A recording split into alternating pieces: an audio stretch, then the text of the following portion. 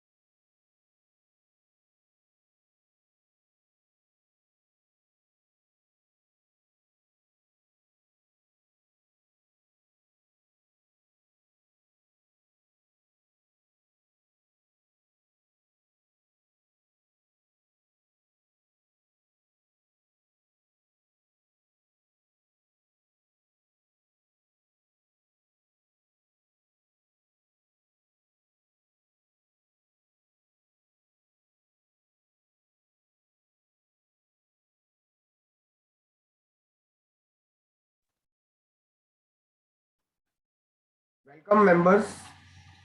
Welcome to Borivali Central City Study Circle. For this 28th meeting of the year, I would request all to raise for the institute motto.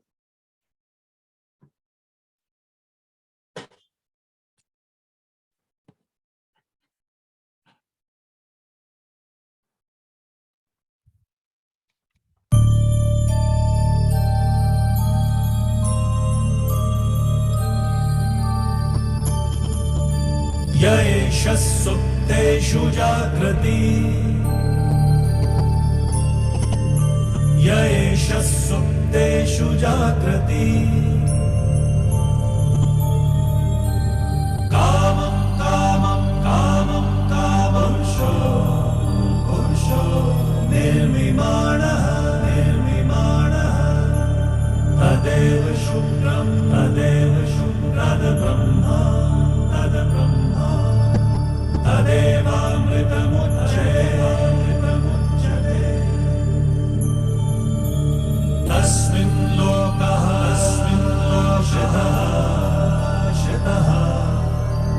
सर्वे तनूनां कश्चन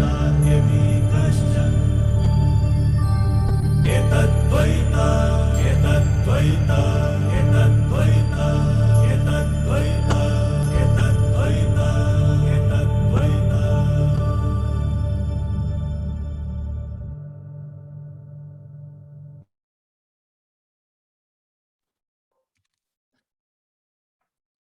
Yes, members.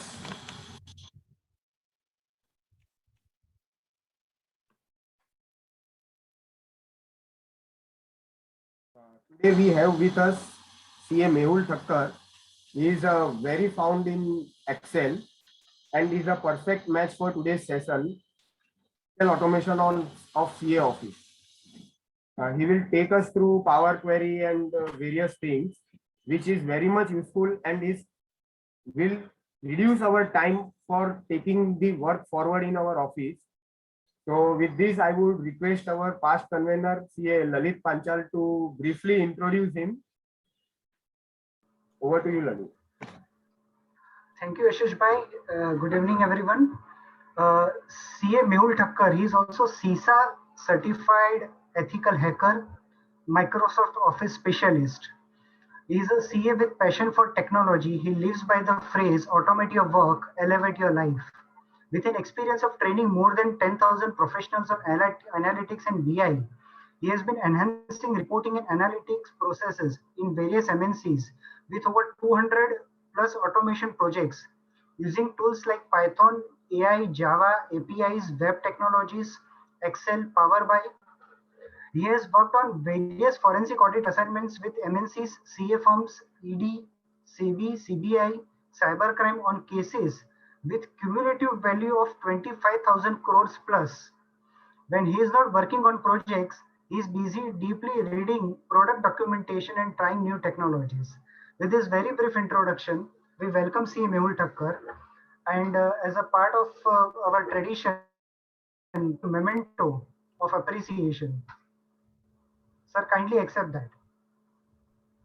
Thank you. Also, as a part of our tradition, we will be contributing rupees 500 to Chartered Accountant Benevolent Fund on behalf of the learned speaker. Thank you so much, sir. Over May to I you, request sir. you to start your session, please? Yeah. Okay. Thank you for the introduction. Good evening, everyone. Today's objective is very simple. While the topic is automation for CA firms using Excel, I am going to get into areas of Excel, show you how certain things can be done.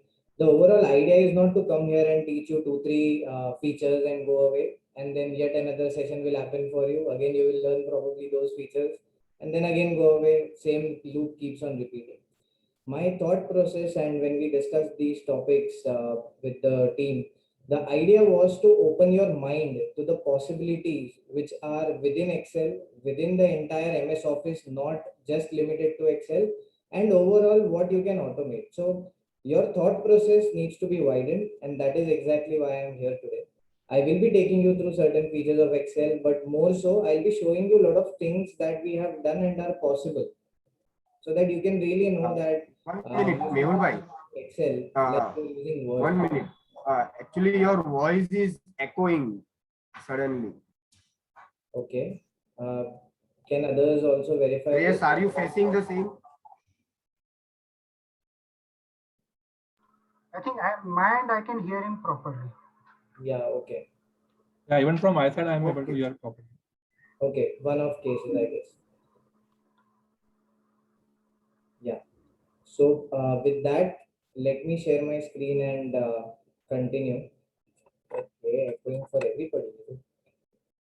So let me do one thing. Let me try and turn down my speaker probably. Yeah. Okay.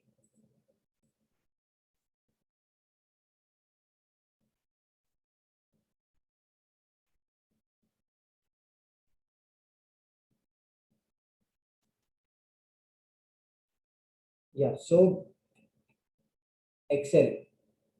Excel is the most underutilized tool, as I keep telling people that you need to stop using Excel like you're using Word. So what are the components of Excel? What do you really have in Excel? So first, there are functions. What do you mean by functions?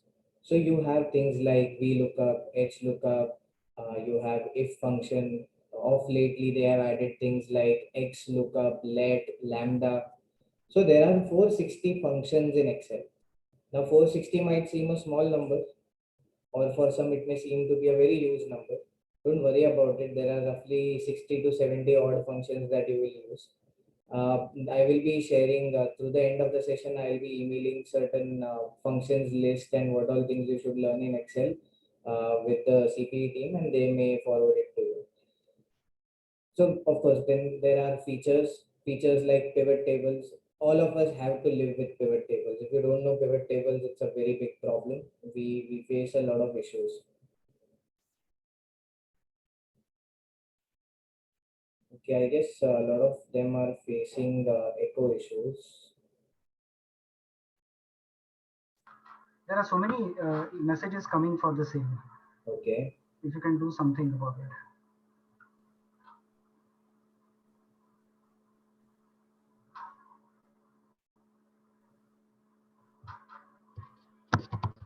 Okay, for some of you, it's better.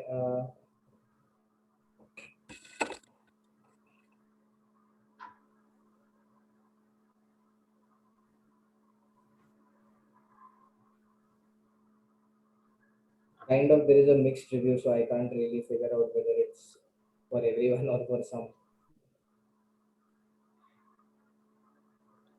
Shall I proceed? Yeah.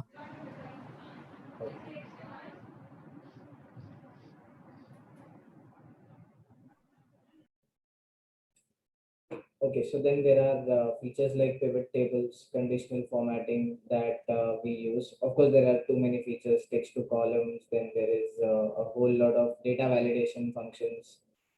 Okay. Now then there are two more tools, which is Power Query and Power Pivot. Power Query and Power Pivot, I'll be showing you what they do, of course. I will be a bit louder. Someone said the voice is low, so yeah. So regarding Power Query, there are 860 functions in Power Query. 860. And in Power Pivot, there are 250 plus functions. So Power Query and Power Pivot, these two tools have been in Excel since 10 years. I repeat, they have been in Excel since 10 years. Okay. They were introduced in 2010 version of MS Office as beta versions. And then going forward, you got those tools as better and better options. And nowadays it's available by default in your Excel, latest Excel versions. So what do these two tools do? So first of all, if you're not using them, then you're losing out on at least 1,000 features. Can you imagine that? 1,000 features is what you're losing out on. Yeah, okay, I'll be a bit louder. So you're losing out on 1,000 features if you're not using Power Query and Power Pivot. Then there is VBA macros. Macros everyone is aware of. Macros is something that you use when you want to automate multiple things in Excel. Say, for example, you want to send automatic emails from your Outlook by opening a Word file, saving it as a PDF, and then Outlook should send automatic emails. Those kind of things are possible using macros. Okay, I guess too many people are having trouble with the headphones. Just give me 2 minutes. I'll try and connect a different device. Just give me 2 minutes.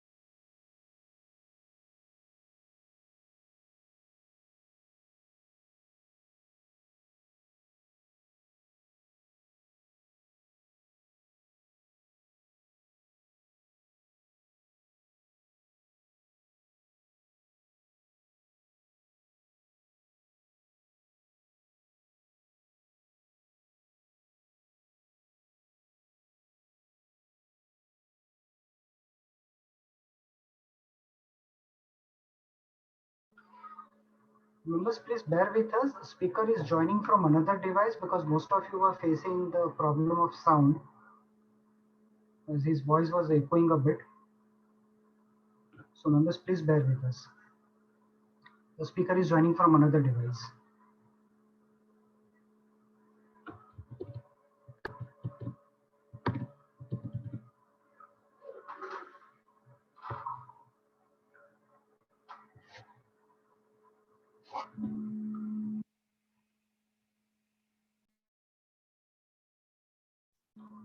Yeah, I hope things are better now. Absolutely, Yes. sir. Yes. Absolutely. Okay. Please go ahead. Much Strangely, louder.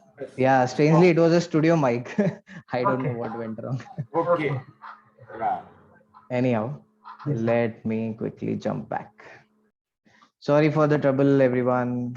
Apologies for all the echo sounds you heard. Okay, so my point being that if you were not using Power Query, Power Pivot, you were missing out on roughly 1,000+ features, and then you have macros. Okay, macros is typically to use your entire MS Office to automate stuff.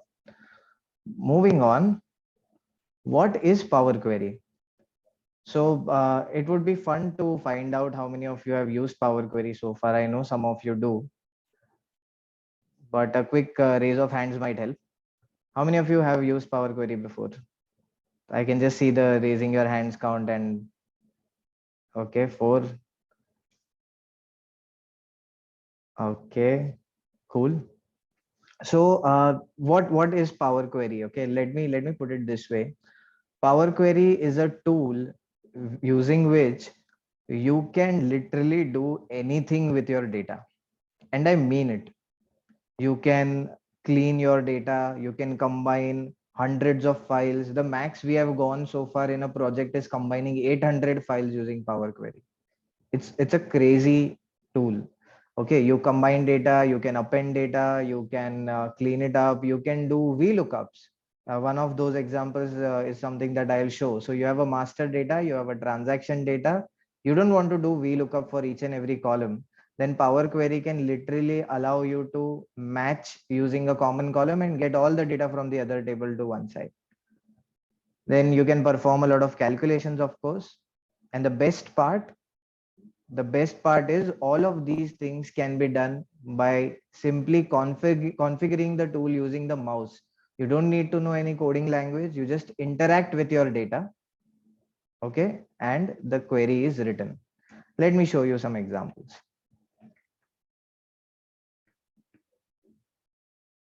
This is a very brief start to what Power Query can do.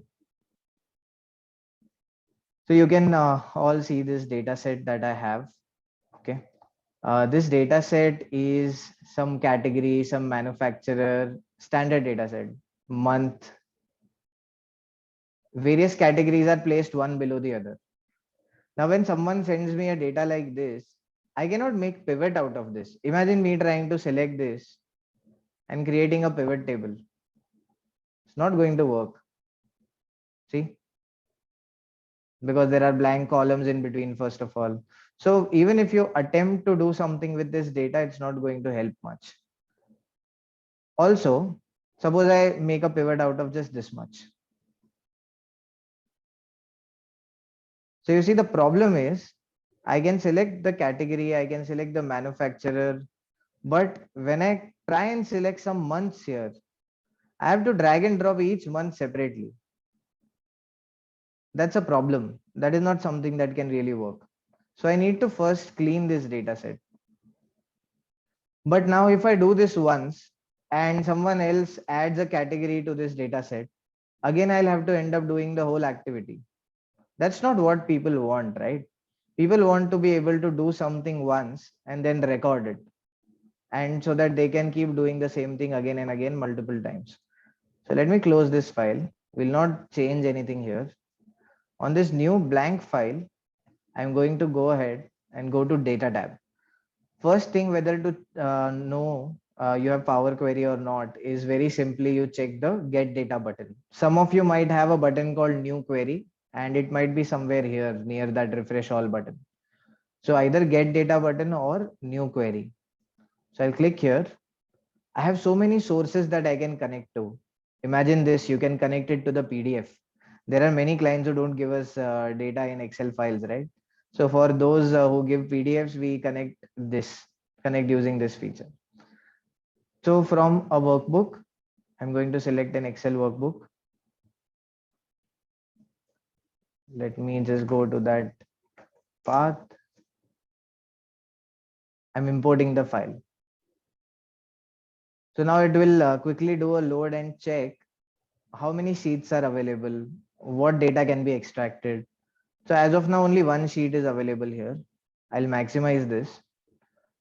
You can see it's my same data, but it does not appear the way it appeared in the Excel file. What happens when you import data in Power Query is all the blank cells appear as null values. Null value is typically a blank in programming language. And none of the formattings are retained. When I say formatting, I'm talking about visual formatting. If you have decimals in the data, obviously you will end up seeing the decimals. So you have two options. You can load the data or you can transform. Now, obviously, I don't want to use the data as it is. So I'm going to do a transform data. For many of you, this might be the very first time that you're seeing Power Query. Don't be intimidated by the tool. It's very easy, as you will realize.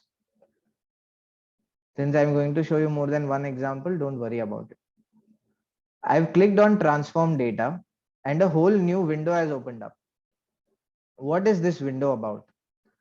On the left hand side, typical Excel screen, on the left hand side, you have some options which can show a list of all the queries. So query is something which allows you to pull data from other sources. So one data I have pulled from one file, another data I can pull from a folder, third one could be a database. Everything will start appearing on the left hand side. On the right hand side, you might see something called as applied steps. As of now, think of applied steps as things that have been performed to make the data look like it is appearing right now. Meaning, these 4 steps were performed on the file to make the data look like it is appearing on the center screen. So I'll shrink this. If you can see, this is your data preview window. Anything that you do to the data right now will add steps on the right hand side. Say, for example, I don't want the first row. Okay. Remove rows. On the top, you have 4 tabs, out of which first 3 are the ones which you will use to manipulate the data. View is more like some settings that you want to enable or disable. So these 3 are the tabs that you are looking for. So let me go back to the home tab. Very easy options. Okay. You can literally read this and figure it out. I want to remove rows. So the obvious button that I'll click is remove rows. Remove top rows. How many rows do I want to remove? Let's say I want to remove the first row. See, a new step gets added on the right side and the first row is gone. Now the second row becomes the first row. So your data has changed. Has your original file changed? Obviously not. All these transformations are happening in the memory, in the RAM of the computer. Nothing happens to the original data file. Now, very often I have seen when people use pivot tables, they have a word written here and they want to fill that word down so that all these blanks can be filled with the same word, right? You're going to see how easy this is. I want to fill these words down and fill up the null values. I can right click, fill down. One more step gets added to the right and those null values are gone. Isn't this amazing? Simple, but effective. Now I can see typically in bank statements, you know how headers repeat themselves. See all these category headers. The typical bank statement issue, the headers are repeating themselves. Of course, I need the first row because currently if you see the data has very weird headings. It has column 1, 2, 3 like that. So I want the first row as headers. So I will go to the home tab. There is a button for it. Use first row as headers. new steps get added again, and your first row is now a header. Now, when I do that and I go to the right, I realize that there is an entire column with null values in it. See? And then there is a total column. I may not need both of them. So I can just select them, right click, remove columns. Everything that you're doing so far is simply eliminating unwanted values or filling the data where you want those values. Now you can see these rows in between. These are total rows. I don't need them. These are also total rows, not required. I have to use my basic observation to decide how do we remove a particular row. See, one option is I can go to this drop down and untick these values. Say, for example, I don't want this category row. So I just go here, untick category and click OK. What I did just now might feel like filters. We all use filters in Excel, right? So these are those filters, but these filters are more like permanent in nature. They will eliminate those rows from your data set, not the raw file, just the preview that you're looking at. Now that was one way of removing this. Another method could be, I can see there is a null next in the next column next to these total rows. So I can just go to this column, eliminate null, click OK. See, now my data is sorted. Perfect. I can close and load this data set. Let me rename this. Consolidated data. Close and load to table. I have 4 options. As of now, I'm choosing a table.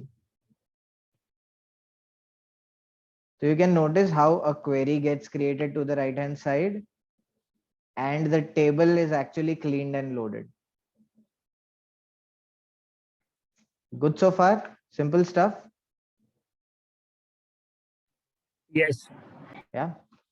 Now, let me try and make a pivot out of this.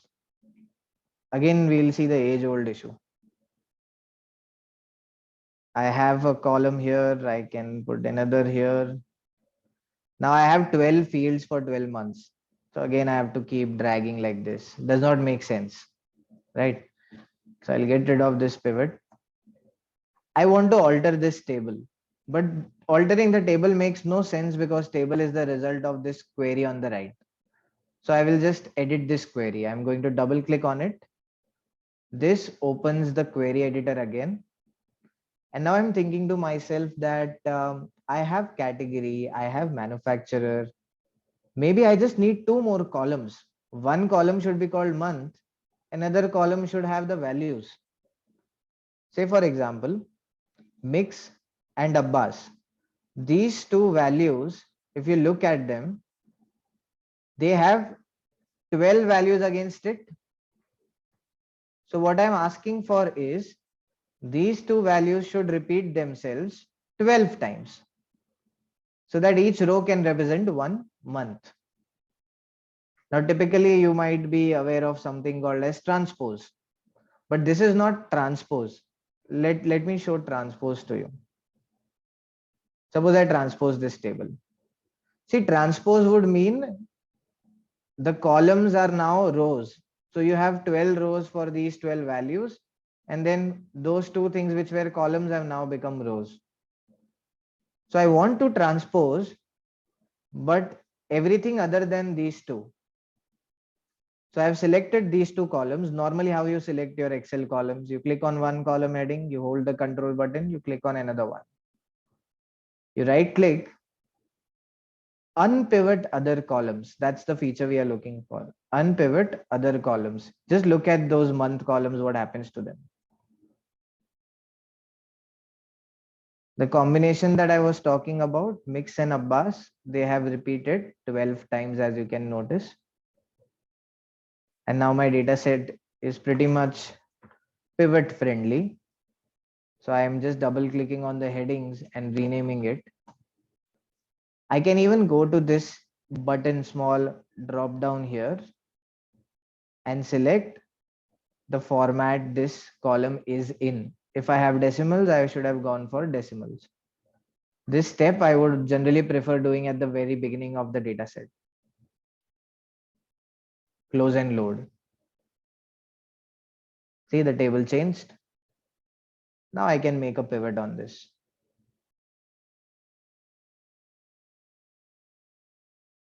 I have category, I have month, and I have amounts. Now I can make a pivot the way I want. I can add slices. I can make a very convenient report out of this. And of course, you can add charts to it using Alt F1 shortcut. I may transform the pivot the way I want to see my data set. You can play around with this obviously now, because you have the table in the format or in the structure that you want to see it in. So let me save this quickly so that when we share this, you can have it.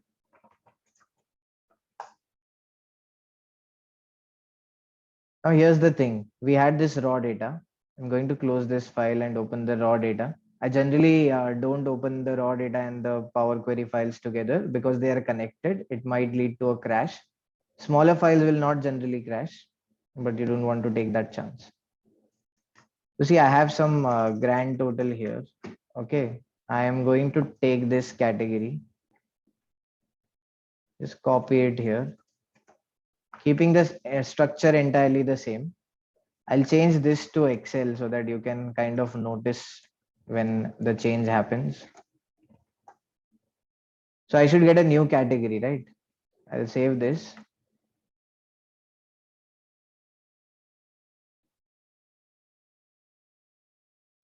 This is all happening on cloud. I'm trying to sync.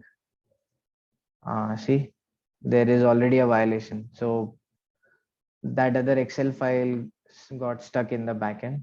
Anyhow, I'll just do it again.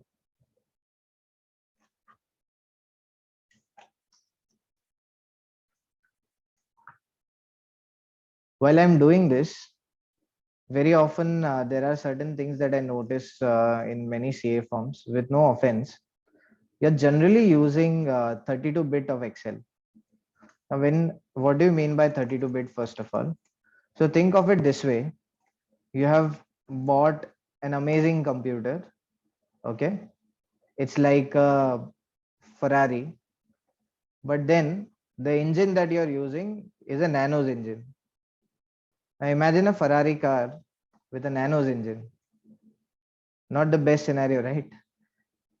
So let me just open Excel and show where you can check that. So when you go to your Excel file, any Excel file, you go to account, you go to about, and you should check this first line. You see this Microsoft Excel for Office 365. Check the last part, 64-bit and 32-bit. If you have a 32-bit MS Office, then even if your system has 8 GB, 16 GB RAM, it will still be limited to 4 GB. Even a high-end system will be limited to 4 GB. This desktop that I'm working on is a 32 GB desktop. But if I use a 32-bit Excel, it is still going to work very slow. So if you want to work with your data faster, just use 64-bit, and there's no extra cost to it. Okay, it is covered in your existing license only. Yeah. So proceeding with this, see, you have the data set. Excel is there. Let me close that. Let me open the Power Query file. Just observe this one here, 437 rows. I'm going to right click, refresh. You see, new category is added automatically. And if I just filter this out, okay, I need to refresh the pivot also. And it's there. Ideally, I wanted to show you step by step. That's why I went this way. Otherwise, I would have just gone to the data tab and did a refresh all. that would take care of refreshing the pivots as well as the queries. So what's the idea here? What's the thought process? See, the thought process is you have a data. You don't directly work on that data. You use Power Query in a different Excel file. Then that Power Query can generate a table or a pivot or a chart, whatever you want. And then you make your output values or your reports on the basis of that. Reports, calculations, whatever you need. You base it on that table. So when your data changes, Power Query will be able to pull that. It will be able to update the table, pivot or chart, and automatically your reports based on that will change or update. A simple change in your workflow will save you a lot of time for repetitive activities, especially if you are doing internal audits. You are looking at the same rules month over month. You are looking at violations of certain principles or policies. You can very easily define those rules mathematically and set those thresholds to be reflected in tables. I'll show you a few examples of that. Yeah. So let me move to the next thing.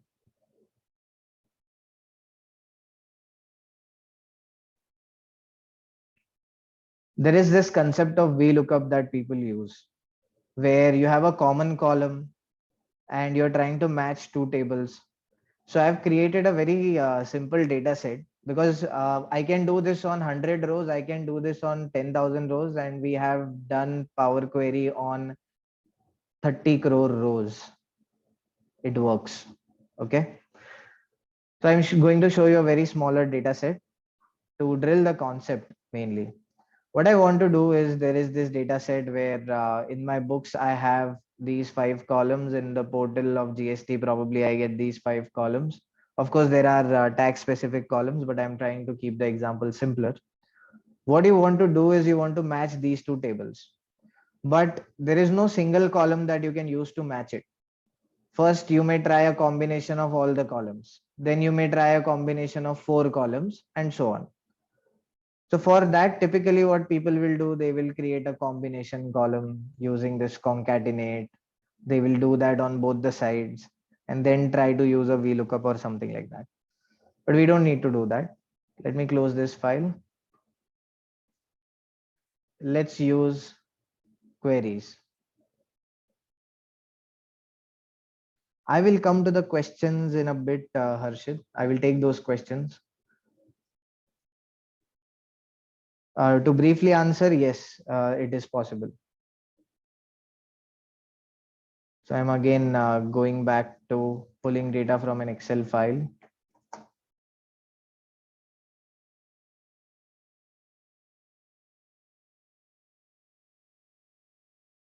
So see, this time it is showing me 2 tables and 1 sheet.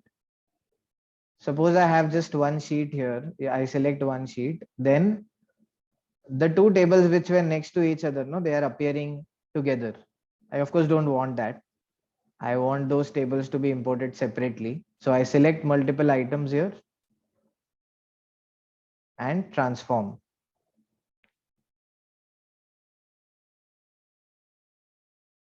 Now again on the left, I have these 2 new queries, books and portal. Okay. I'm going to do something very simple. I want to just compare these two, right? So VLOOKUP in Power Query is called merge query. Think of it this way. You select a common column and it will do the matching for you. Very easy. Let's try and do that. Let me go to merge query. There's a button on the home tab. There's merge query and merge query as new. If I use merge query, it will alter this current query itself. So let me just go ahead and create a new one. So merge query as new. Whether you compare books and portal or portal and books really doesn't matter. Either ways, it's okay. Now, typically in a VLOOKUP, you would have a single column. So it says 61 rows are matching, which is obvious because you're just selecting the company name. But now I'll select the date. I'll hold the control button and select the date as well. Again, 61 rows for obvious reasons. Amount. Now see, the number of rows have reduced. So there is some mismatch. but I'll go ahead and select all the columns. So see, I'm matching 5 columns with 5 columns of 2 tables.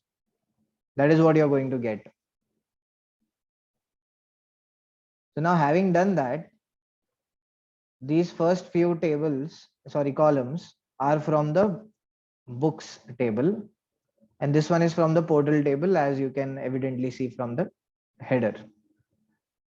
Each of these columns have a simple drop down, but not the last one. The last one has a expand button.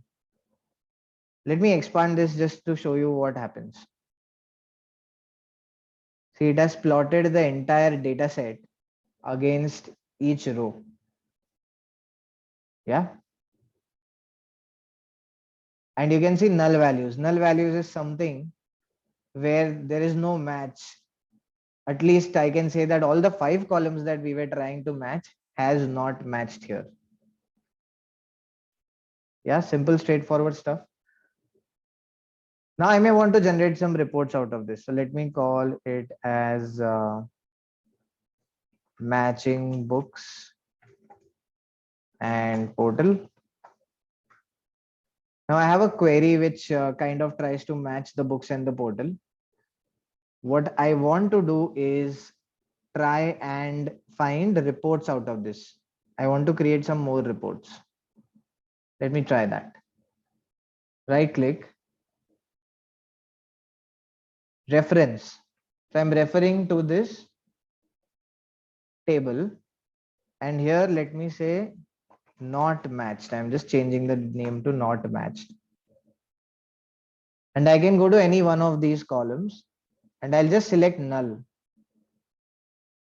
And when I select null, I'm going to delete these columns now. So this is a list of those transactions in my books which are not matched in the portal. And mind you, if my table updates in the main Excel file, this will automatically update. Now let's say I want to do one more match with just 4 columns. So I'll take the original query and duplicate it. And I'll rename it to something like matching books and portal, just 4 columns. Now, in most of the steps, you will see a settings icon to the right. So I'll click there and unselect this tax column. So I'm saying that, maybe there is a problem with the tax, but I'll just go with the invoice number, amount, date, and company. So earlier there were 55 matches. Now I can see 58. So I'll click OK.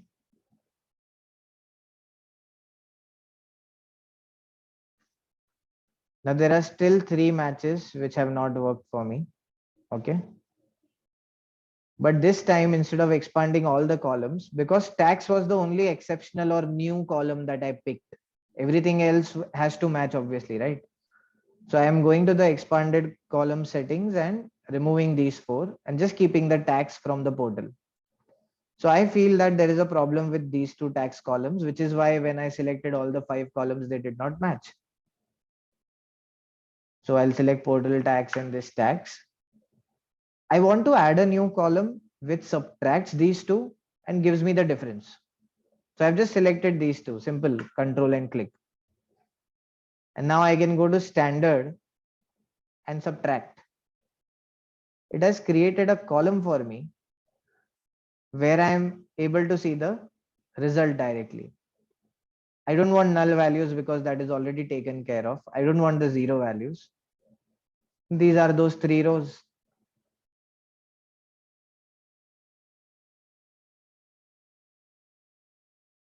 Good so far? Difference between duplicate and reference. Yes, I'll show that. So for showing that, let me go to the view menu. It's much easier this way. There's a button called query dependency. Now Power Query creates a flowchart of everything that you do. So see, this was my folder from which there was a file here from which I got books and portal table. Then I had a matching or a merging that I had done. Merging books and portal gave me this first table, which is matching books and portal. Now, if I am on matching books and portal and I right click on it and I do a reference, then a new box will be created pointing from that box. Let me show an example. Let me go to this matching books and portal reference and see, I will rename it as reference. Let me go to matching books and portal again. I'll click on duplicate. Let me call it duplicate so that you will see this name there. Now see, when I do a reference, it takes this table as a reference. But when I do a duplicate, it just copies it at the same level. Meaning any change in matching books and portal will affect the reference query, but it will not affect the duplicate query, because once you have copied it, it's independent. It operates on its own. It has now no link to the matching books and portal. So reference will be like writing an equal to and writing A1 cell reference. Okay.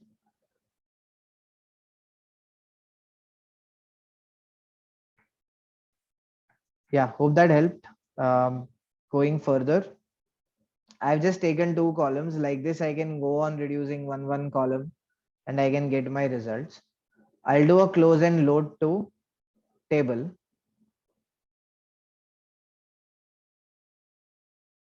And see, all the sheets are created for me. Matching books and portal, 4 columns. This was my difference. This was the matching portion. This was the not matching rows. All there.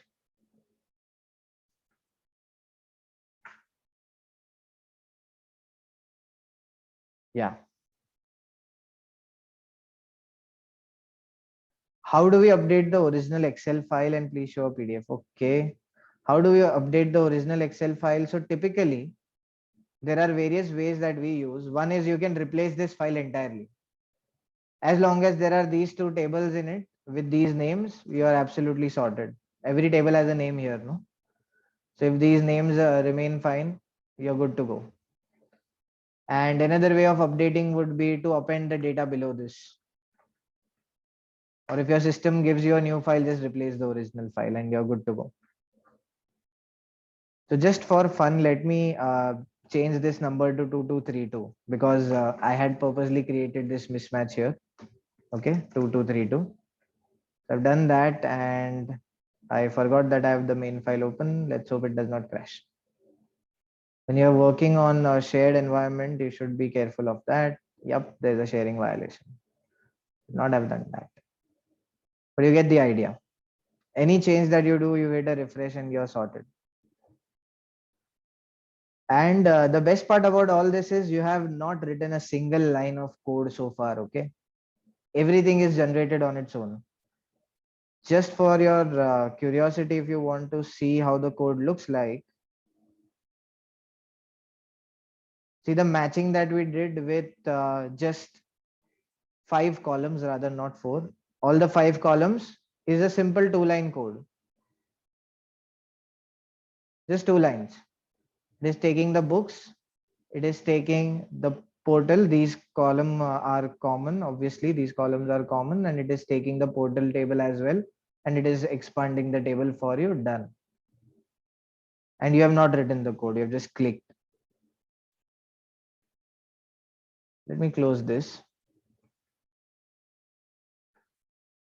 So with this, you get a fair idea of what Power Query can really do. Now let me just add some more things to this.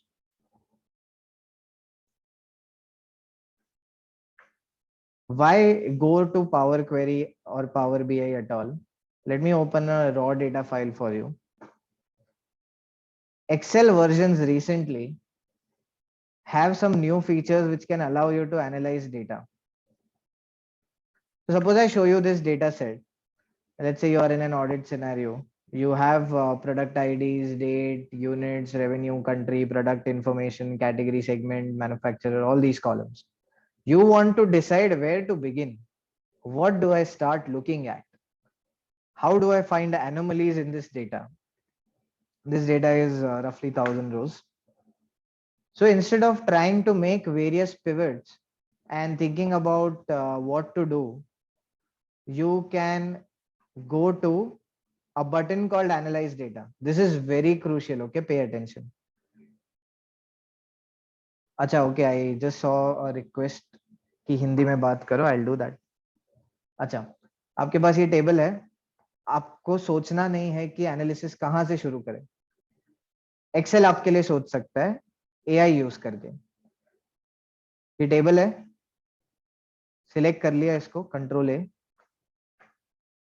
Home button, home tab, last button, analyse data. If you have not seen this, this will blow your mind. Excel ने आपको यहाँ पे analysis ready करके दे दिया.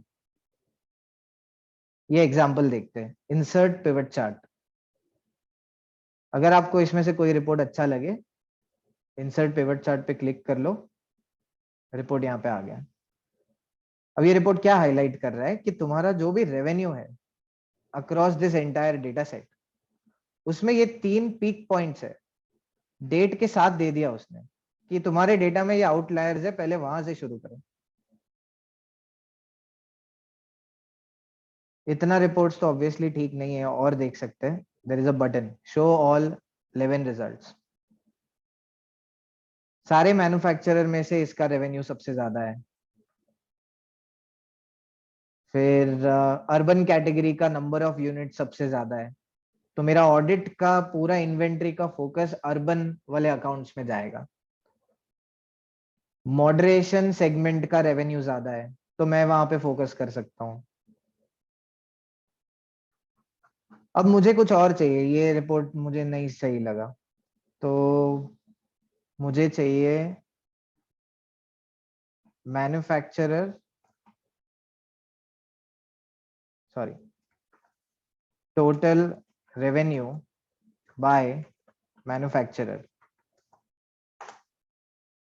Type करके enter press किया, chart ready, insert pivot chart. अब ये वर्ड्स रेवेन्यू और मैन्युफैक्चरर उसको कैसे समझा? Obviously column headings. Column heading सही से लिखा होगा तो तुम यहाँ पे क्वेश्चन लिख सकते हो. कोई भी कॉलम हेडिंग हो, क्वेश्चन तो लिख सकते हो, बट तुम्हारे लिए ज्यादा कन्वीनियंट होगा अगर कॉलम हेडिंग्स तुमने वो रखे जो तुमको समझ में आए. How do you find this?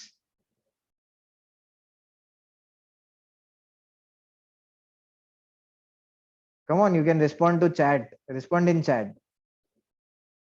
I know this is a webinar, so very less things to be spoken from your end. अपना जिंदगी का टाइम बचाओ. It is a criminal waste of time if you are doing things manually. ऐसा सोच लो कि अगर आज के जमाने में कोई बिजली यूज नहीं कर रहा है, इंटरनेट यूज नहीं कर रहा है, तो प्रोबेबली तुम गुफा में रहते हो कहीं पहाड़ों में. So Excel is like that. If you are not using it to the fullest potential, it is like not using electricity and internet. These are the basics, my friends.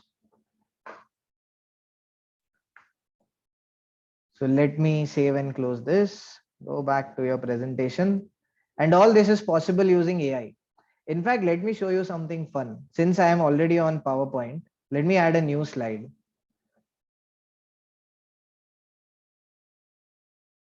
Let me write something automation. Okay. And we seem to be unlucky. The design tab is off. Let me say calendar, time. Okay. Seems like it decided not to work on the cloud, but I'll still show it to you because many of you also have to make presentations, right? Please bear with me for a moment. I'll log in. ये इतना important feature है, ये तुम्हारा पूरा presentation ये session का इसी पे बनाया मैंने. Don't try to search for this particular domain. This domain was created only yesterday so that I can show you a lot of things.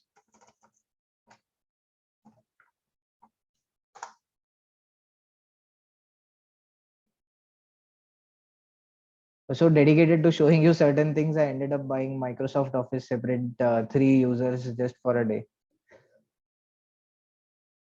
Let me go to PowerPoint on the cloud. I know many people in the audience, तुमको cloud नहीं पसंद होता है.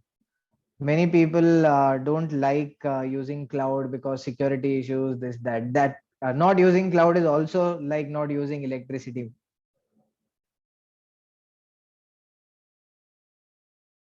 Okay, I hope the designer button is on the cloud. Yes, it is. Fantastic. So let me create a new slide. Here they go.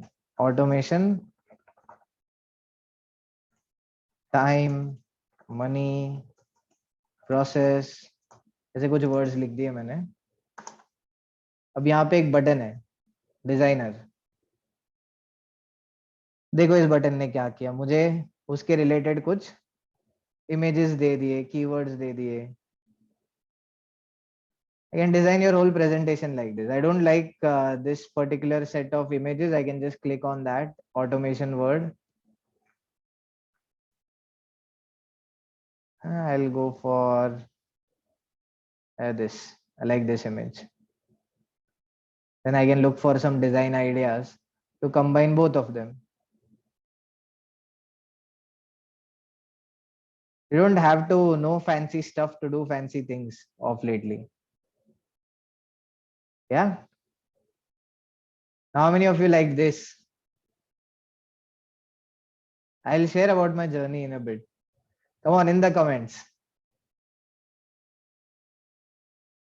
That's more like it. You guys should respond in the comments. I like to see the number going up. Awesome. Fantastic. So save your time. This entire PPT was made on this. I kind of revealed my secret for you guys. Acha, chalo. Let's proceed. Let's go back. So I showed you one way in which AI can help in data analysis. So there are some more use cases. I will show you briefly. Obviously, it's not possible to manually do those things while on this webinar. So auto mailers, you can use a combination of Power Query and macros to send auto mailers. इसका एक example दिखाता हूँ. Folder structure is there, so you will get a brief idea of how you can achieve this. So देखो एक raw data है. I had this raw data for 400 locations. I will not zoom in and show you the data, just giving you a broad idea. But there is a unique column where there will be certain numbers. I have to break the data on those numbers. So Power Query can easily do it. It can filter one number using the filters that we just saw. Then I created a dummy dashboard. एक simple सा dummy dashboard है. There is a report which is ready. There are calculations which are ready. सिर्फ data अगर यहाँ पे paste कर दिया. Let me just open that file. समझो यहाँ से डेटा लेके आए.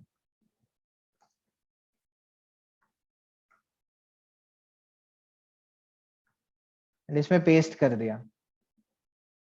फिर एक रिफ्रेश करना होगा.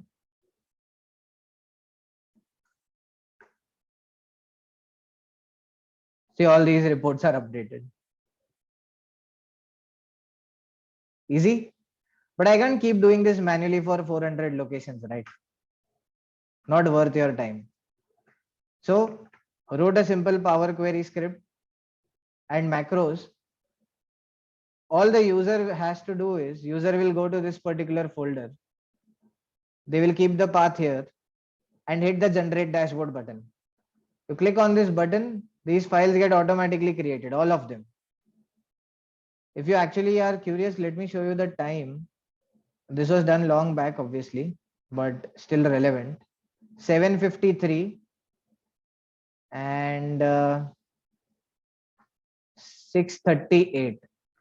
Roughly 1.5 hours, and all these dashboards were created. That's not the fun part. The fun part is you hit the send emails button. All these dashboards will be sent over an email to all the people which are there on my master list. I'll not show you the master list because they contain emails and I do not want to sit and change 400 email IDs. but you get the idea of the possibility. Okay. Complex MIS reports and projections. So to give you an idea of a complex MIS report, think of a report which takes 7 days to make manually, 7 full days. Okay. So if a report takes 7 days to make manually, guess how much time the automation takes to make it, including all the checking. Okay. You check the numbers, you fix the data, and it is not a simple data set. Data set is spread like this across multiple folders. Someone was asking this, no, कि हर month का अलग अलग folder है तो क्या करना है, या file है तो क्या करना है. So like this, you can have any number of files spread across any number of folders. So right now it is a very limited data set, but you see, I have entire P&L of last 3 years plugged in here. So up to you, whatever data set you want. Once you design the whole report, in fact, I can probably show you the report, no harm in that. Numbers are altered, but you will get an idea that what kind of reports can really be made.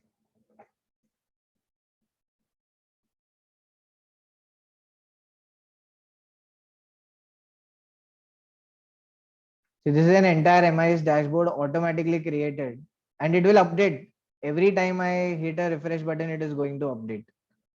And not just this, there are like so many sheets with individual drill downs. This is location level. Give the first moment, the first click a few moments. Bottom right corner, you can see it is reading all the data of 4 years. But you will see eventually what happens. I can select any 2 years and I'm doing a quick comparison. I have selected the 2 same years. Yeah. I'm selecting any 2 time periods and I get drill downs and comparisons that I want. And I can do area wise, I can do manager wise, anything. Forecast versus actual variance, region wise, profitability. You have multiple P&Ls, anything is possible. And obviously the first screen where you have all the slicers and filters, you click and the numbers are going to change. Obviously forecast will go blank for certain years where there is no number.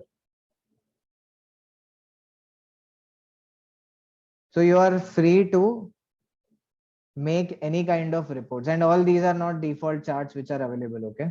So I guess my team has deleted most of the numbers and altered a lot of stuff so that to protect confidentiality issues. But yeah, this is the idea. And what the user has to do again is just go to this particular folder, maybe keep the path and hit a generate button report, and they are done. Let me show you the complexity. Many people tell me that Power Query is made for simple stuff. You see the number of queries here, 175. It is definitely not just meant for simple stuff. You remember the query dependency view that I had shown you earlier? Look at the query dependency view for this particular file. It's taking even time to load. This is the query dependency view for it. Not that you have to see it on a daily basis, but every business logic has been built into this. All the financial adjustments, literally anything that can come across. All the user has to do is take system dumps, put it in a folder and just go for a lunch break probably. And I'll share about where to learn these things. I'm not going to just show you some fancy stuff and go away. I'll tell you book names where you can learn. They'll be shared with the CPE team as well, and they can forward it to you. All of my learning has happened through books. And as you might have heard in the introduction, I read product documentation very deeply. A lot of things which are not known in books and videos can be known from the product documentation, because documentation is a book written by the person who created the product. How can you not read that, right? Yeah, so let me kind of jump to the next thing. Let's push things further. Let's open our minds to further possibilities in data, not just Excel. So are you ready to move beyond Excel? What if I tell you there is a free tool that you can use to analyze any kind of data, literally any kind of data. And this is the tool using which you can analyze 30 crore rows like we had done. Would you want to know that? This is not some advertisement for my product or something, okay? Yeah? Okay, let's go ahead. So I told you about Power Query pivot. Power Query was something I showed you. Power Pivot we'll see shortly. So Microsoft did something around 5 years back. They realized that Power Query and Power Pivot combined can be a very powerful software. So they created a new product called Power BI. Power BI desktop version is free to use, and so far it has only a limitation of file size of 2 GB. So even the biggest data set that we have worked with went only up to file size of 700 MB. So you are very much within your limits when you're using Power BI on the desktop. So this Power BI tool has Power Query, has Power Pivot, but it has addition visuals that you can create in it. Let me show an example to you. Let me show you a Power BI report. Where did we use Power BI? We used Power BI in forensics audit, where you get like 500 bank statements, and 500 bank statements of very big frauds can mean multiple years of data, and you have to create a money trail out of it. And you're not going to create a money trail in Excel or in PowerPoint or in a mind mapping tool. Let me show you a money trail.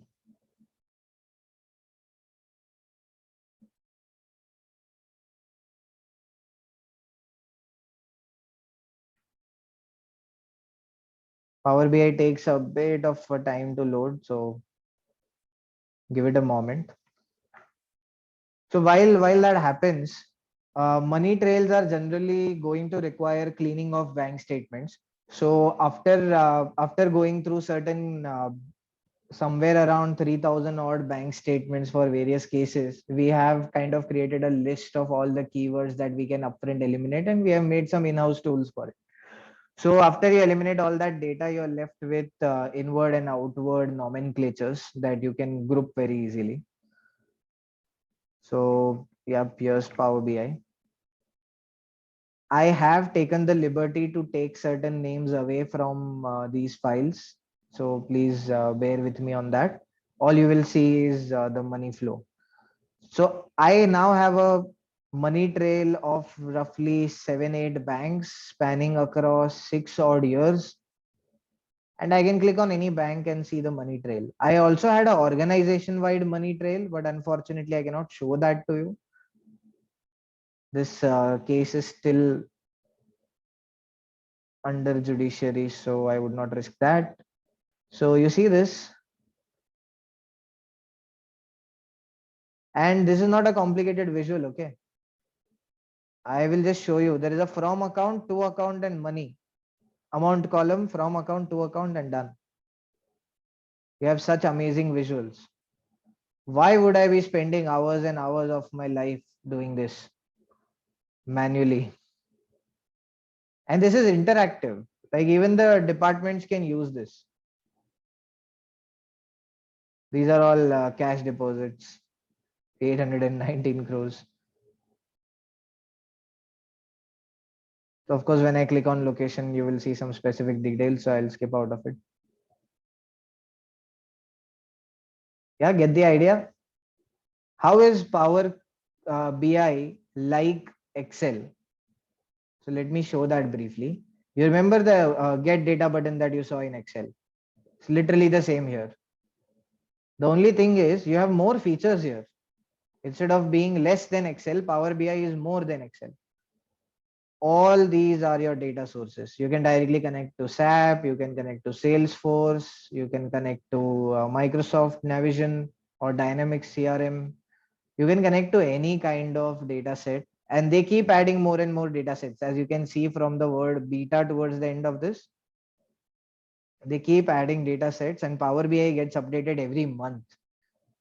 And I literally request you to download this because this is free. Okay, no hidden cost, nothing. Just start downloading, play around with your data, and all the visualization options are there on the right hand side. I can keep changing my chart to whatever I want on the basis of how different my data analysis needs to be. Not all of it might make sense, obviously. Depending on your data, you might have to choose an appropriate one. But yeah. So that's Power BI. Now we use Power BI also in cases where we have to do monthly checks. Power BI is a Microsoft tool. Yes, it's a Microsoft tool. I will not, by the way, I don't have any affiliation with Microsoft or anything. I'm not trying to sell you something. So it's a free Microsoft tool. You can just go to powerbi.com and get it. So in certain cases where internal audits are of scenarios where data is voluminous in nature, we go about making certain rule sets.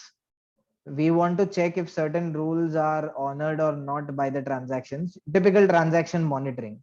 So on a real-time basis in e-commerce or in online business, every time a transaction happens, I may want to just monitor it from a financial forensics angle.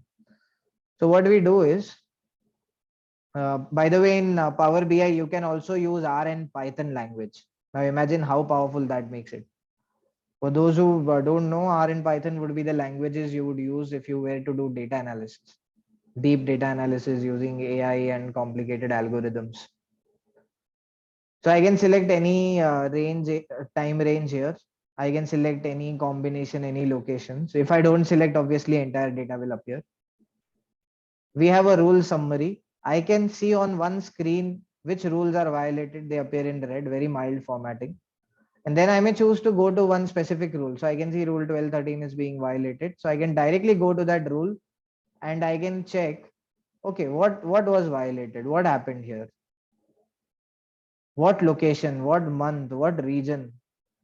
I can literally know all the details in one particular screen upfront. So all these transactions can be monitored via just one file. And this data set would be roughly 70 odd lakh rows. If you can see the bottom left corner, the zoom window is in 65 lakh rows. Sorry, my bad. 65 lakh rows is the underlying data set, and see how it reacts like in a click. Just immediate reaction. Unlike Excel, it's not going to freeze out on you. So in terms of speed, Power BI is roughly 4 times faster than Excel for the same data set, same calculations, same logics. In fact, one very interesting thing, I cannot show you any Power BI files or PPTs on this, but we investigated one of the very high profile Bitcoins fraud that you might have read about, roughly 3,000 odd crores. So Bitcoins, for people who don't know, it's like money transfer, but very much lack of visibility of who has paid to whom. And they have a public ledger. Public ledger is like, imagine a global bank statement without any names on it. Yeah. And you have to create a money trail on that. So cryptocurrency, fraud, money trail. When we went to download the entire public ledger, it was around 186 GB. But we were still able to process it in Power BI and create a money flow out of it. And we literally wrote a book for the ED officials and the judge so that they can understand the entire data set. And the entire book contained copy paste charts directly from Power BI, because that is the only way we could have created money flow easily. I mean, of course, there are complicated ways. I could have used AI, I could have used web-based softwares. But immediately, if I have to use something that can be available with everyone, I can just download the Power BI on any one of the department softwares and they can start using my report. So in bigger frauds or bigger data sets, you cannot have static reports. You need interactivity, and Power BI can give you that. Okay. Now, why am I talking about Power BI? Because Excel and Power BI have overlap. There is a Power Query and Power Pivot feature which is common to both. Hence, we are talking about it. So that was about the forensics part. Now let's talk about automation in general. Many people these days are using cloud. As I told you that if you're not using cloud, you're missing out on a lot of things. So to save time for both of us, I did certain steps today morning so that I can show a video to you and explain to you exactly what is going on in that video. When you buy MS Office or when you get MS Office online, just like I logged in here, you don't just get Excel, Word, PowerPoint. You get a lot of other tools. Let me go to all apps and show that to you. So you get something called as lists. You get OneDrive, of course, for common data storage. You get OneNote. If you have not used OneNote, it might probably already be installed on your system. I use it for my projects in and out. Everything that I do that I want to note is always there on OneNote. I want to talk about any project, I get any call, I just open that particular diary. It's like a diary. I open that OneNote and straight away go to that particular tab and I have all the history. Of course, there is Outlook. Then there are these two amazing things called Power Apps and Power Automate. Let me show you one flow that I've already created. I'll show you the video of how I created it in a bit, but I'll show you a ready-made flow first. So this flow is about an approval process. Imagine someone puts a new expense into reimbursement, basically a reimbursement claim, and you have to decide whether you want to pay that or not. Basically, you are going to approve or reject that claim. So this automation is about someone creating a claim and then automatically approval process will start. Email will be sent to me with all the details. And I can directly say yes or no. If I say yes, the data item gets updated. If I say no, the person gets an email saying this item is rejected. Okay. Now let me show you how this was created. Before I proceed, remember two words: Power Apps and Power Automate. Within Power Automate, this is a flow which is being created. Okay. Then there is something called as SharePoint. SharePoint is a common place where you can have different sites and you can have different lists. I just showed you a list of expenses, right? So see, this is the expenses list. Someone creates a new item here and it automatically goes for approval. So when you get Office 365, you get these features by default. Now let me quickly, without wasting your time, jump to the process of creating it. There is no audio in this, so don't worry about it. I will be the audio for you. So see, first I open SharePoint. Yeah, I create a site. Very simple process. You just put the site name. Just put the site name and hit next. I want to add 2 staff members. I created 2 dummy email IDs for them. So staff 1, staff 2. So I gave access to that site to these people. Now after creating the site, I want to create a list. I'll start with a blank one. Let me call it new work list. Now new work list is a list where whenever some client sends me data or gives me new data, no, I want to add it to this list. That is my idea. That is my thought. And in case you want to add members, you can add it from here as well.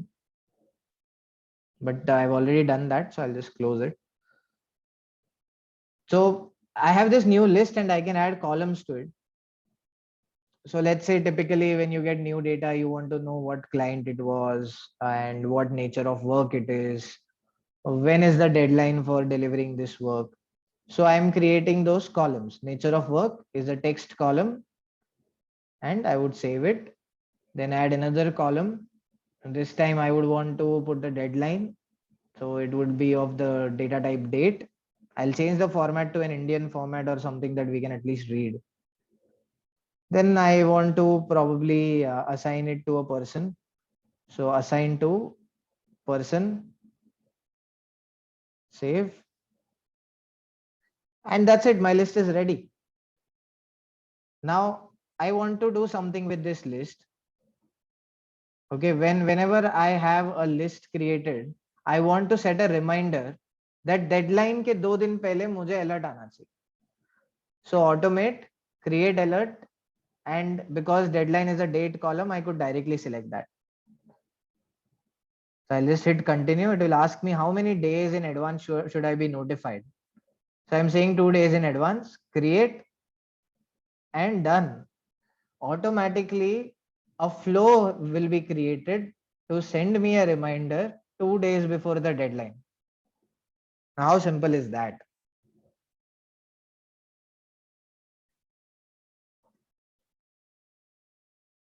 Yes, people, you find that useful, easy? Come on the chat. Yes, sir. Yes. Fantastic. Let's proceed further. See, here itself, I am getting 2 buttons within integrate. There is Power Apps and there is Power Automate. So I'll proceed further. I want to create a flow on my own. So create a flow. I want to start an approval process, or I can send an email. Obviously, these are predefined flows. So I can use any one of them. Let me go ahead with sending emails.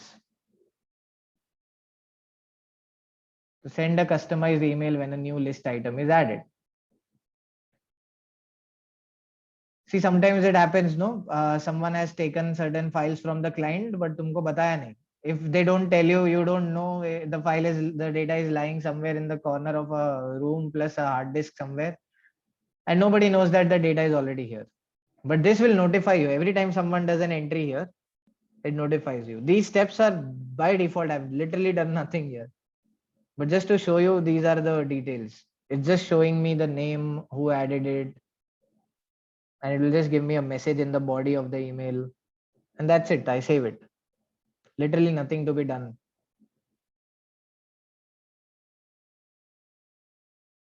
And I'm showing all this because this can be connected to Excel also. This can be connected to OneDrive. This can be connected to Outlook, because obviously mails are going through your Outlook.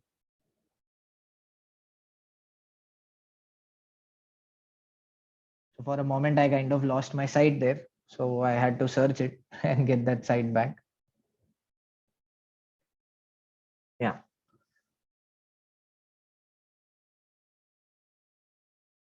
So there is my new work list. Now, obviously, I don't want to do something from this user. This is a different user. If you can observe, I am not in the normal user, top right corner. This is a staff member, SM. He is doing an entry here.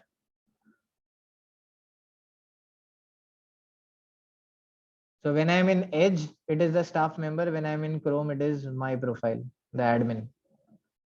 So he is kind of assigning it to himself or any person whatsoever. So now see, this entry was saved. You can see Mehul Thakkar has those 3 lines on the left.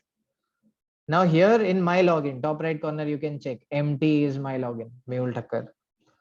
Now I go to the flows and I'm just trying to see if it has run or not. You can always check in the run history. So it has not kind of run yet, but I am a bit impatient with slow things in life. So I kept refreshing it until I could see that it has run. But you don't need to do this, obviously. That's the whole point. It's automated. So I can go to my Outlook now. This is again Mehul Thakkar's account. This is admin. And see, I already got an email saying new item added. And now when I refresh this, it would have run. So you will see that it ran in 1 second, all automatic, of course, and the run succeeded, the status. So if you like an employee that works 24 hours for 365 days, that employee is called cloud.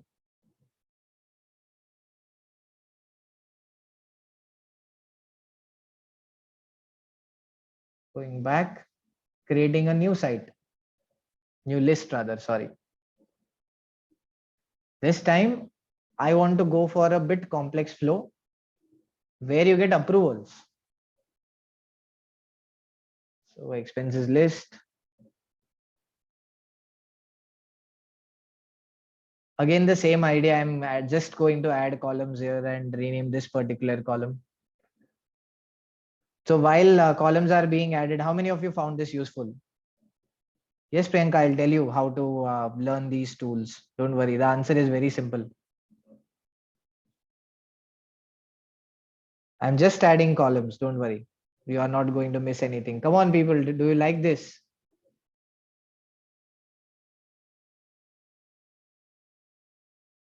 You're going to save hours and hours of your time, of your life.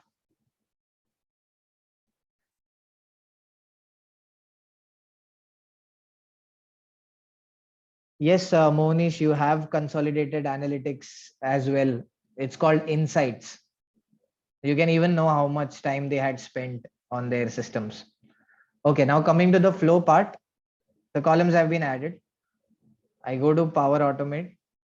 I want to create a flow.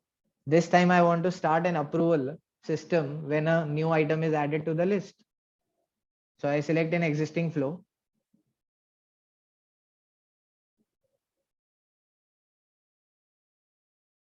This is for those people who think that you need to know coding for this.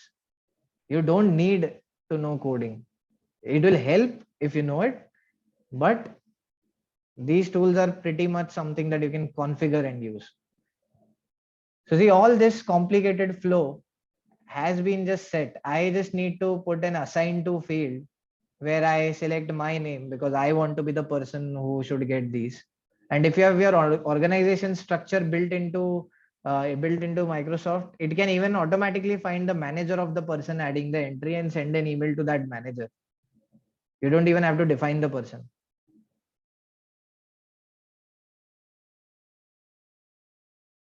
So it takes a moment or two to kind of save this. So now I would go to the staff member account and he is creating a new expense entry. And you know the best part, just like you have Google Hangout, you have Zoom, Microsoft earlier had Skype, but now it has Teams. Just have a look at where all these approvals are going to go.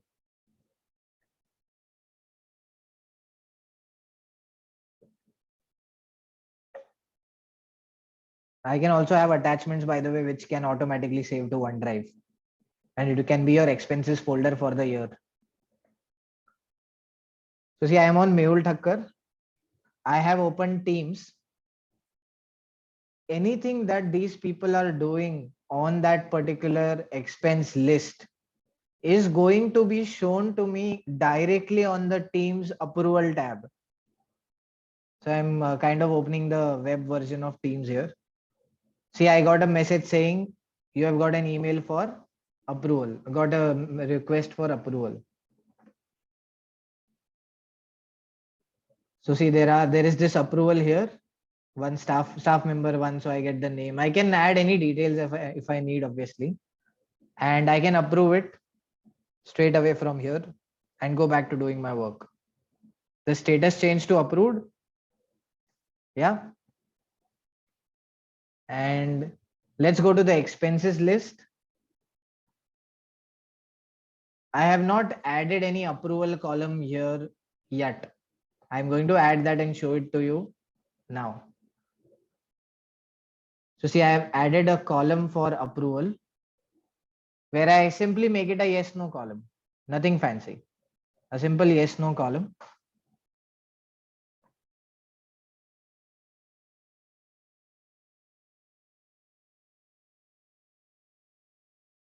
Now I'm going to create a new expense.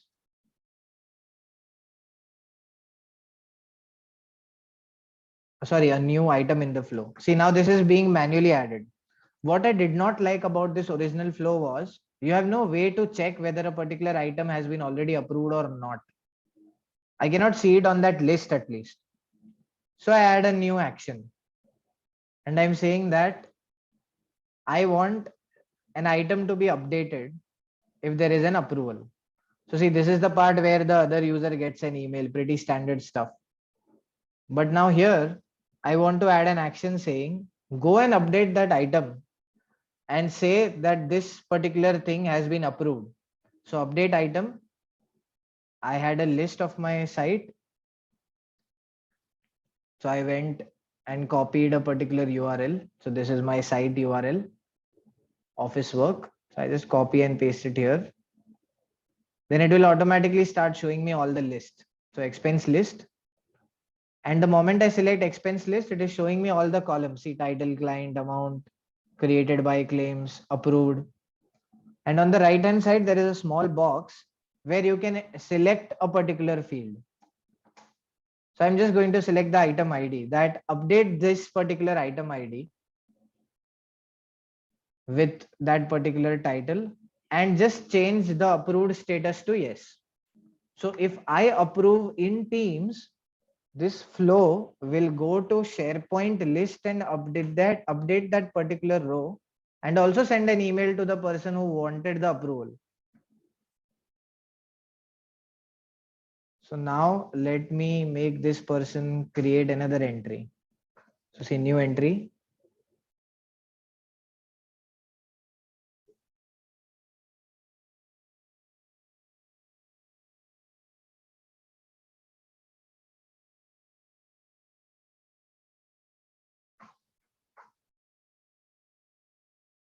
So again, on my Teams, there will be an attempt of approval. And again, I'll have to be a bit patient while that approval appears.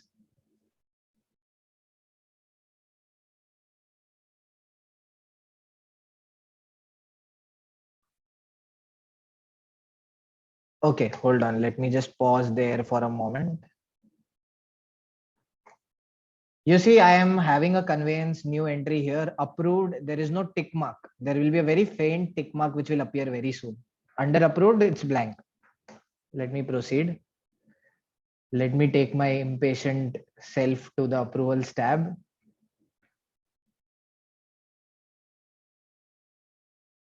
Those who know me know that I do not take no for an answer. If a software will not work for me, I will use two softwares and integrate them. If that will not work, I'll go ahead and create a software. You should not stop until you have achieved automation. So see, now I have a new approval. I can put any comment here. As someone was asking, can you put comments? Then yes, you can put comments. You can have multi-level approvals. You can have multiple approvers. There's no limit because you can build a logic. So approve. And now when I go there, a tick is expected to appear, and there it is. You see a tick has appeared under the approved tab. See, all these things for some people, they might seem silly, but this is a huge time saver. You can't even imagine the ways in which you can manipulate or leverage this. And I have got an email with that comment for that staff member.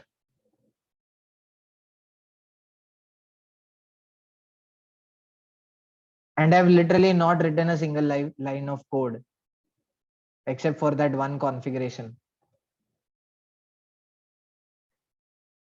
So before I proceed further to show you something else, tell me, what did you feel about this on the chat? Is it awesome? Did you like this?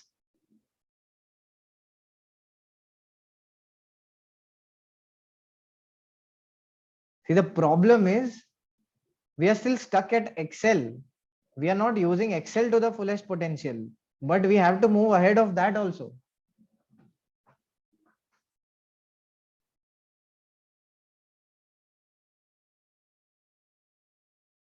I like that answer. Yes, but complicated.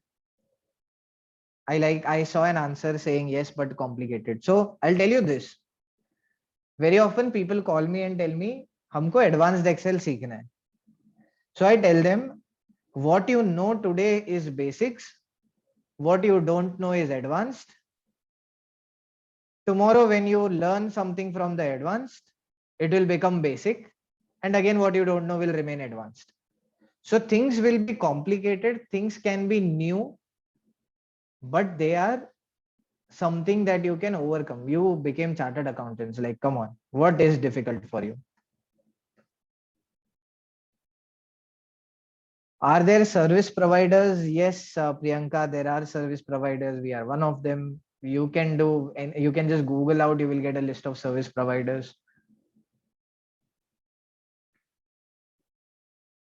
Let me show you something which takes everything one step ahead.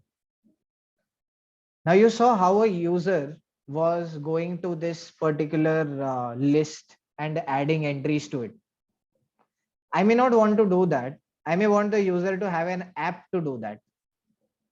Because I don't know, Teams will load, not, I mean, the SharePoint may load, not load. I want a more better looking thing. So far I have showed you Power Automate. Now I will show you Power Apps. So we'll go to Power Apps.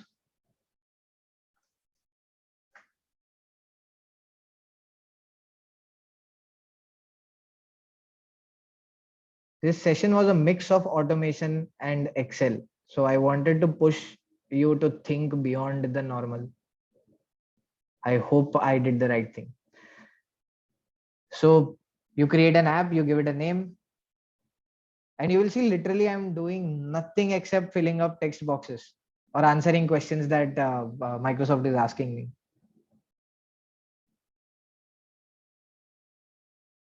It is going to ask you for the region so it can know where to store your data, because they will try to store the data in the legally allowed data center, which I have chosen India.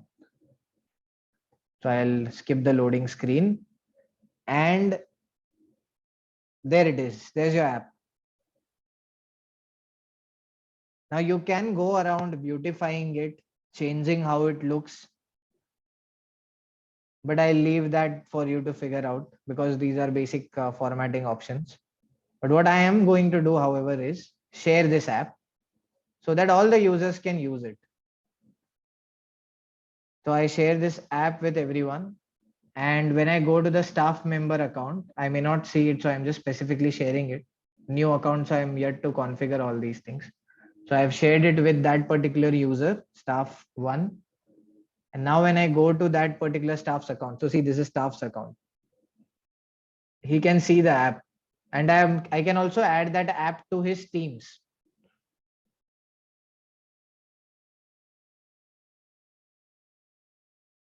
So yeah, that's it. There is the app. You can open it on your phone as well. So I'm going to add an expense item here. I think I make a mistake for the first time. So I'm just going to go ahead and do it once more. So title, I'm just going to put something here, dinner. I pick some name, put some amount. I say that, okay, this is created by me. I can take this name automatically also, but this was just to show you. I click on the tick and my entry is done in the app. Okay. Now if I go back and check, there should be a new entry here as well. See, anytime I did not refresh. And because that list is connected to a flow, I should be receiving an approval request as well. So that app can appear on the Teams. So person can literally just put a claim from the Teams app. Okay. And I got an approval request. So I'll just go ahead and approve or reject that, whatever we like. And done.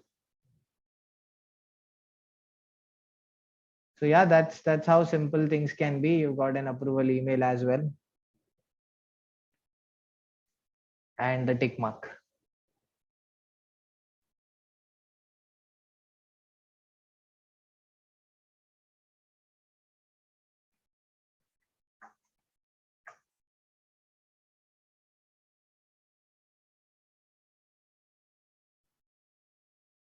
Don't worry, since the time is short, I know the speed is a bit faster, but my objective is to open your mind. It is not to sit with you for 10 hours on this particular webinar or a call and take you through each and every feature. Now that you know the possibility, I am sure after the call, at least 50% of you will go ahead and try to find solutions for these things. That is the objective.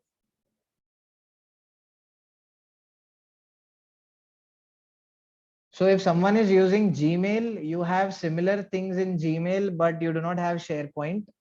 However, you can connect your Gmail account to Outlook, but then the automation will happen via macros. How did I link auto email with Excel? So that was macros. The macros can be very easily available if you simply just write something like VBA. In fact, let me show you the site.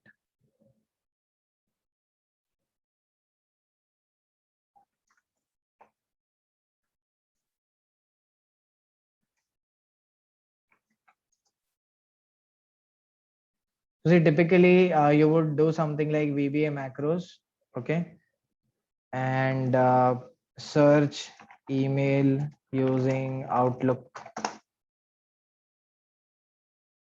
and you will most probably end up getting this code. Yeah, so see, this is a website which is a very good one. Maybe if you want to note down, or I can just put it on the chat as well. This website has literally all the codes that you might ever need, to be very honest.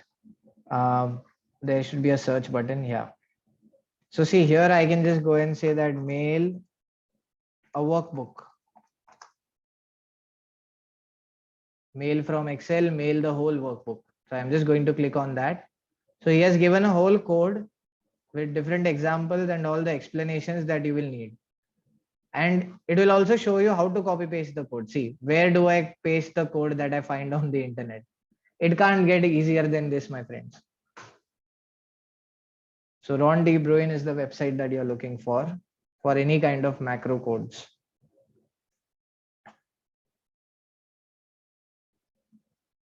All these Power Apps and everything are part of Office 365. Yes, they are part of Office 365. They are not separate softwares. Because if they were separate softwares, it would take a lot of time or effort to integrate them. The advantage of using Microsoft is it has so many tools integrated with each other. It is such a huge plethora of tools available with you. You can, by the way, connect it to AI as well, because Microsoft has their Azure cloud, which provides AI services. So literally sky is the limit here. So this is what we talked about right now: Power Apps, Power Automate, and SharePoint Online. SharePoint Online more or less was kind of an intermediary for all these things to interact and for your lists to be there. I remember one requirement. Unfortunately, I don't own the data, so I cannot show it to you. But imagine this: every day you get an email with the same subject with a particular file attached to it. So you can write a flow to check for the subject, check for the sender email ID, and check if you have an attachment. And using that, you can download the file to your OneDrive. All automatic on the Power Automate. Yeah. Now, once your file is downloaded, it's OneDrive. So OneDrive can sync to your desktop. See, just like I am syncing my Google Drive here, same way OneDrive can also sync to this. And then I can have my Power BI or Excel Power Query connecting to that particular folder and doing certain calculation. So if I just set up a Power Automate, it can automatically dump the folder onto my OneDrive on the cloud, and that will sync to my local system. But now the question is, how do I open an Excel file on my local system so that I can hit refresh, or I can trigger that particular file to refresh? So to do that, there are these tools. How to automate your desktop? Forget cloud. How to automate your desktop? Suppose I want to open Chrome. VBA is there, but it will be restricted in many ways. So for VBA to run, you will have to trigger it in a different way. But there is this tool called Pullover Macros, again a free tool. I recommend free tools very often for you to just practice. So we all know how macros can record a code when you are in Excel, right? You do certain steps, macro will record that code for you. Same way, Pullover Macros will record every step you perform on Windows. So if I'm opening the browser, I'm going to the GST website, I'm typing the username, I'm typing the password, it can record all those things. And then you can automate. You can just hit the macro button, or you can keep the macro on autoplay or auto trigger on a particular time in the day.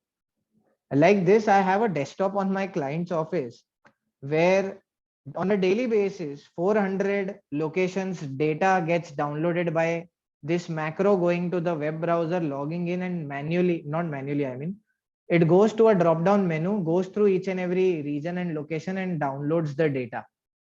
Because the service provider is charging roughly 2 crores to give the data from the backend.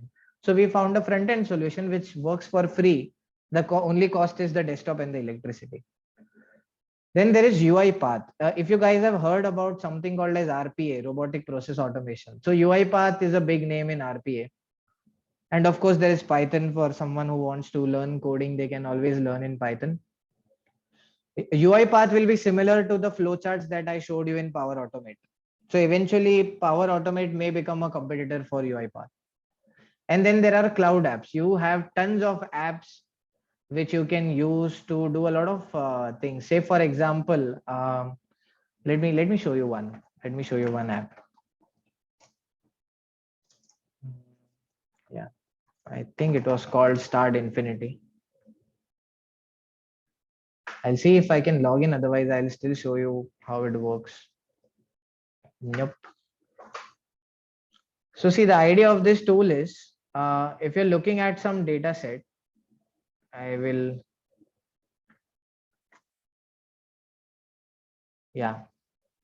So see this, but this is a paid one, and again, no affiliation, but I'm just showing you what is possible on the cloud. I use this tool very often. See, now this data set here has departments, it has birth dates, it has hiring dates, okay, and it's a tabular view. Now, if I change the view to departments, it is a typical Excel spreadsheet like view, correct? Now I can have a new data. Let me just go back. See, the new data is being added. I'll stop at this point. So see, this is a to-do list, status, priority, and some details. The moment I change the table view to a column view, automatically my entire data structure changes. It is showing the same data, but in a Kanban or a columnar format. And I can make changes to this. I can see it as a list. It is literally the same data set. Many of you might have heard the name Airtable. This is similar to Airtables. So I use this a lot to organize my information. And see, I can see the same data set in a form view. I can see it in a calendar view if I want. It's crazy. Just shifting it here and it will obviously automatically change everywhere in all those other views.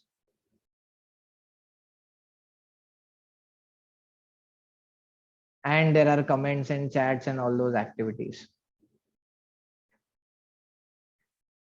So the point I was trying to make is there are a lot of cloud apps that can make your life easier. So try using those. I don't know the hitch in that. I think when I was talking to one of the panelists earlier before this webinar, and they told me that cost is often a huge constraint for people. They think that these tools are costly. Okay, let me put that into perspective for you, okay? I already said that cloud tools or these tools are something like an employee working 24 hours for 365 days. If you consider salary of one person doing that for you and calculate the cost of it, the cost of these cloud tools will be much less than that. Number one. Number two, can you put a cost to the number of hours that you spend away from your personal life, your family, just to do something which could have been done by a computer? The cost that you pay by spending that time is much higher than the cost that you will ever have to pay when you use automation. This is one and only thing that I keep in my mind and I tell my clients. This is literally the tagline of my organization: automate your work and elevate your life. We have run programs like Go Home Early in certain organizations where we sit with them, understand the entire business process and automate. You will be surprised by the amount of hours and time you can save. And automation, people say automation takes away jobs. That may be partially true, but automation also saves you from dumb jobs so that you can do better things in life and even at work, of course. So use automation with whatever free or paid tool you want to use, but try and change the way you think and work with your data set. That's the only ultimate message that I can give you. So you can, this is something I love saying, you can spend your life behind a slow computer cursing everyone from your God to your RAM or RAM, pun intended, or just automate your work and elevate your life. With that, if permitted, I can open up to questions.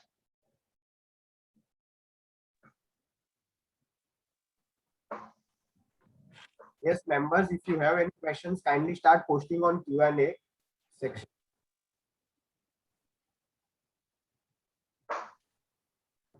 So I will try and answer the questions that were already asked earlier. So one was about the journey. So I started around 2012. I started by training people on Excel, and all my learning was, by the way, I started training with ICI only. I used to take ITT and advanced ITT sessions, and that is how I learned my Excel. And we have some WhatsApp groups, roughly 2,500 people keep asking questions to us on a daily basis, and we try to solve them for free. So that is also how my Excel skills went up. So books and videos, there's no alternative. And if you want some specific book names for Power BI, it is called Power BI from Microsoft. So there's a book called Power BI. Just search that, you will get it. And then there is a book for Excel called Excel Bible. Is email possible from Power BI? Technically, yes, if you integrate it with Power Apps. My system is 32-bit and I do not know if I can have 32-bit Excel. If you say your system is 32-bit, you are most probably using XP Windows version. If you are anywhere near Windows 10 or 8.1, something like that, you will not have a 32-bit Windows. So as long as you have a 64-bit Windows, you can easily have 64-bit Excel. So yeah, if you're on XP, God bless you with the security issues that it has. Yeah, so coming back to book names, one for macros would be Power Programming with VBA. And then there is a book called Excel Bible, whatever Excel Bible 2019, 2016, whatever version of Excel you have, you can use that. And for Power Automate, you will get dedicated videos from Microsoft itself. Those are the best. So search for Power Automate videos on YouTube from Microsoft, you will get those. There is this person called Guy in a Cube. There is a channel, Guy in a Cube. He makes some good videos on all the Microsoft tools. So yeah, that's there.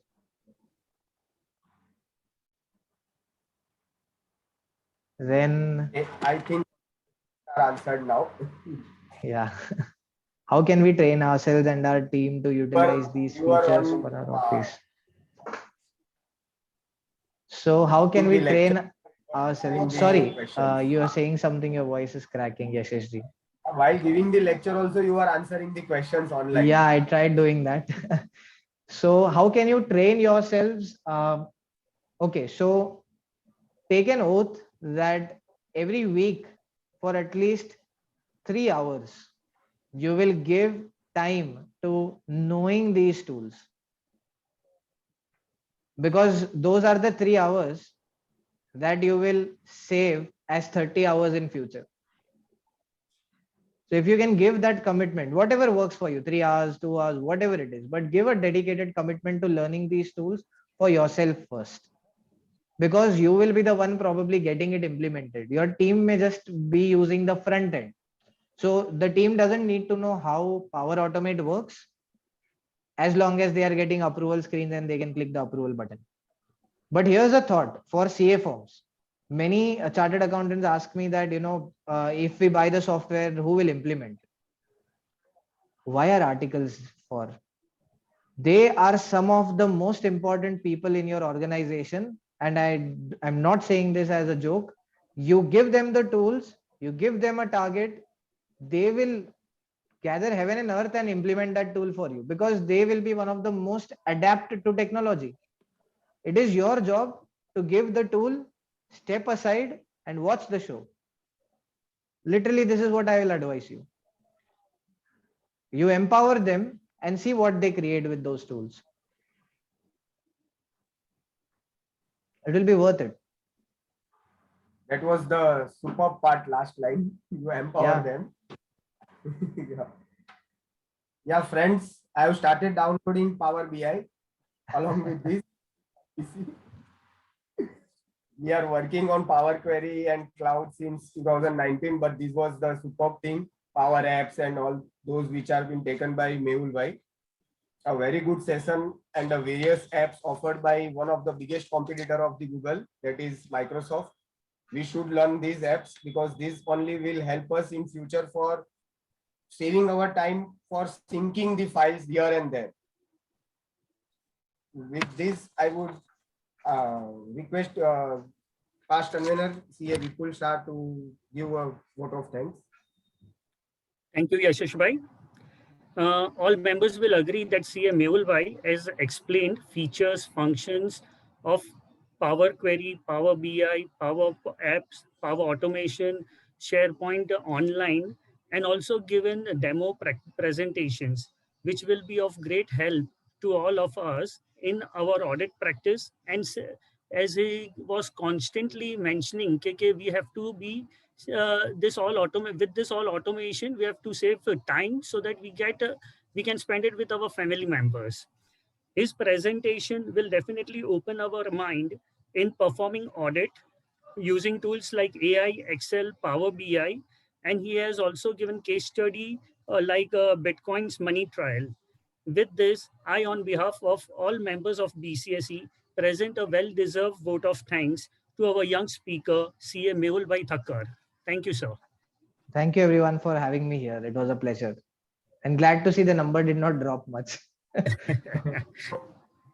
Yes, sir. Okay. Okay, have a great weekend, guys, and thank you, sir. Have a powerful life. Yeah. Thank you, sir. Thank you. Thank you. Bye-bye. I'm terminating the meeting. Bye. Yes, terminate.